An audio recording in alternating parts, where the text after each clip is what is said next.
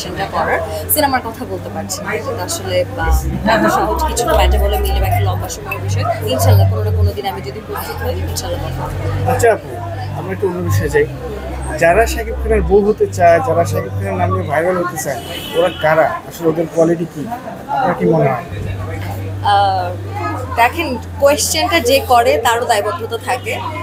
উত্তরটা এখন কোয়েশ্চেন না আসলে উনি উত্তর দেওয়ার সুযোগ পেতেন না, কোয়েশ্চেন ওনাকে করা হচ্ছে এই জন্য মানে উত্তরটা দিচ্ছেন। আমার মনে হয় দুইজনেরই 50 এখানে কন্ট্রিবিউশন আছেন, যিনি বউ হতে চান এবং যিনি বউ বানাতে চান, মানে শাকিব খান না কিন্তু যিনি কোয়েশ্চেন করে বানাতে চান, আসলে দোষটা ওনাদের দুজনেরই।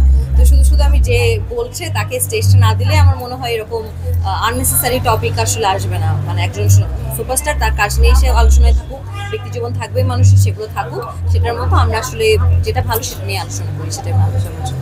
আচ্ছা, আপনি যেটা বলছেন যে সুপারস্টার আলোচনা থাকে, সামনে তো আসতেছে তাণ্ডবের ফুটেজটা কি দেখা হয়েছে, যেটা 1 মিনিট কয়েক সেকেন্ডের? হ্যাঁ, খুবই দারুণ। আমার মনে হয় যে খুব দারুণ কিছু আসতে যাচ্ছে।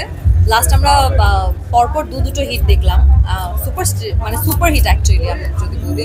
এবং তারপরেও তাণ্ডবের টিজারটা আমার মনে হয় যে সবাইকে খুবই একটা মানে শান্ত করে দিয়েছে যে না, আরো ভালো কিছু আসতে যাচ্ছে, এই আশাটা আমরা রাখতে পারি আমার মনে হয়। আচ্ছা, এখানে আরেকটা বিষয়, পজিটিভ সাইড যেমন আছে, অনেক নেগেটিভ সাইড সোশ্যাল মিডিয়া আসতেছে যে শাকিব খানের নায়িকা হিসেবে যাকে নেওয়া হয়েছে তার সাথে আসলে সাবিলা নূরকে, এটা মিসিং হয়নি অনেকেই বলতেছে, দর্শকরা হতাশ।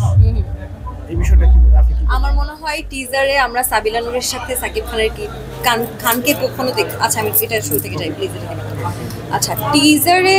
টিজারে আসলে আমি সাবিলা নূরকে বা আমার মনে হয় আর কোনো কলাকুশলীকে কাউকেই দেখতে পাইনি।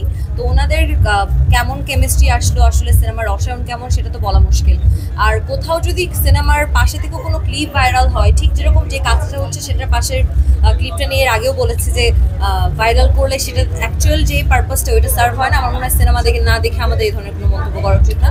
আই এম শিওর প্রযোজক এবং Raihan Rafi director, he is an amazing director, right? এবং শাকিব খান, ওরা বুঝে একটা সঠিক সিদ্ধান্ত নিয়েছেন। আর আমার মনে হয় আমাদের দেশের আর্টিস্টকে প্রাধান্য দেওয়া হচ্ছে, যে অভিযোগটা আমরা কয়েকদিন আগেই করছিলাম যে আমাদের দেশে নায়িকা কেন না। তো এই অভিযোগটা থেকে তো আমরা মনে হয় একটু বের হয়ে আসতে পারি। আর ভালো কিছুর জন্য দোয়া করি, যেটাই হোক আমাদের নিজেদের দেশের। আপনি কি মনে করেন সব রিপোর্ট ভেঙে যাবে কিনা আমি সেটা জানি না, কিন্তু আমার মনে হয় কোনোটা থেকে কোনোটা খারাপ না, কোনোটা নিরাশ করার মতো না।